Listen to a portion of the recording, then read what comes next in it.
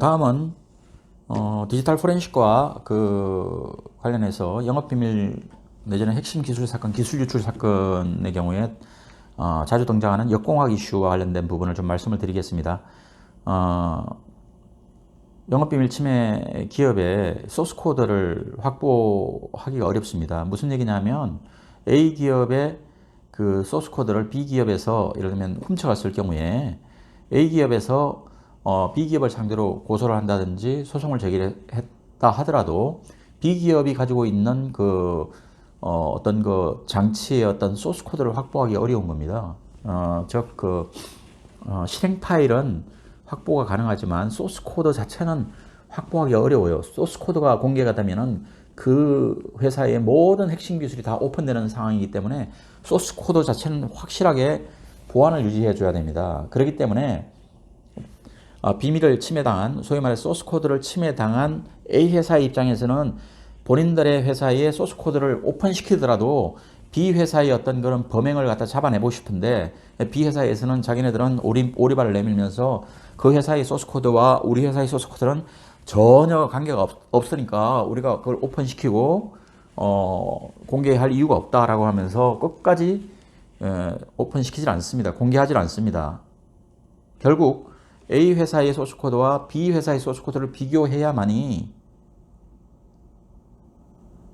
영업 비밀이라든지 핵심 기술이라든지 소스 코드 절취라든지 도난이라든지 이런 문제를 입증을 할 수가 있는데 비교 자체가 불가능하다는 거죠. 왜냐하면 비교 대상을 확보하지 못하니까.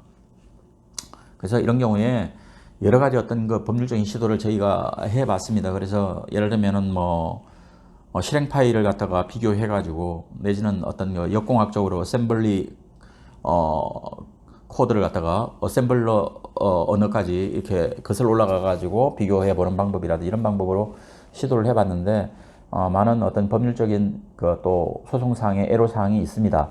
그래서 이런 부분은 매우 전문적인 분야이기 때문에 정말 신중을 기해서 수사에 대비하고 소송에 대비해야 되지 않겠나 싶은 생각이 들고요. 다만 이 소스 코드를 비교하는 것과 관련해서 쉽게 생각할 수 있는 것이 컴퓨터 프로그램 감정을 하는 방법이 있을 수는 있습니다. 그런데 이것은 고액의 감정 비용이 들어가기 때문에 감정비가 고액이다 보니 의뢰인들이 많이 주저합니다. 그래서 쉬운 게 아니고 또 국가기관에서도 협조를 잘 하진 않습니다. 수사기관에서도 기본적으로는 이것은 당사자 간의 문제이기 때문에 당신들이 입증해 와라 하면서 거기에 대해서 비용을 들여서까지 어떤 소스 코드를 감정을 한다든지 하려고 하질 않습니다. 무엇보다도 영업비밀 사건은 이 국가의 어떤 그런 중요한 첨단 기술이 아닌 한은 당사자 간의 주장 입장에 따라서 어떤 소송의 승패를 갖다가 맡겨두려고 하는 경향이 있기 때문에 국가기관의 입장에서는 좀 방임한다고 할까요? 협조가 잘 되지 않습니다.